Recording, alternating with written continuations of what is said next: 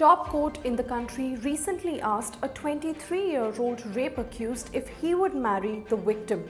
The statement resulted in widespread uproar and was criticized widely by the people.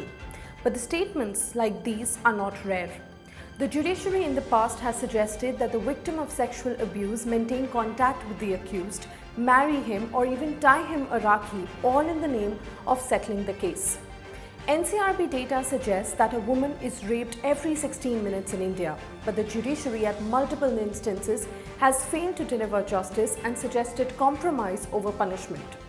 The Supreme Court, in a very strict order, said that courts should not suggest any steps towards compromise such as marriage between accused and complainant in cases of sexual offence or abuse.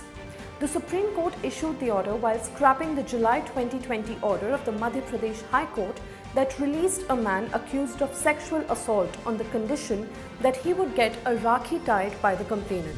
Just to put it into context, Madhya Pradesh High Court's Indore bench had granted bail to a man accused of sexual harassment on the condition that he would visit the complainant on the day of Raksha Bandhan with sweets and request her to tie a rakhi to him. This controversial and outraging judgment was challenged by 9 women lawyers. Commenting on the Madhya Pradesh High Court judgment, the Supreme Court said that using rakhi tying as a condition for bail transforms a molester into a brother by a judicial mandate. In another instance, on July 15, 2020, a civil court in Bihar had sent a gang rape survivor to jail on grounds of disrupting court proceedings. Focusing on such insensitive remarks in the past where the judiciary failed to protect the rights of women, the Supreme Court also said that it is beyond any court's jurisdiction and power to impose such a condition or even suggest a compromise in cases of such nature.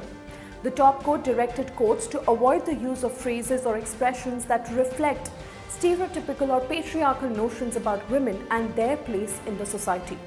To ensure that no such orders are passed in future, the Supreme Court passed a slew of directions for courts to follow when bail orders are delivered. The Supreme Court said that the act perpetrated on the survivor constitutes an offence in law and cannot be remedied by an apology, tying a rakhi or presenting a gift to the survivor. The Supreme Court has said that bail conditions should not suggest contact between accused and victim, rather it should only seek to protect the victim. Discussing complainants' behavior, dress, past conduct, morals and passing comments like women are physically weak, women cannot take their own decisions, etc. should be strictly avoided. Not just this, the Supreme Court also called for sensitization of judges and lawyers and suggested a module on gender sensitization that has to be included as part of training of every judge.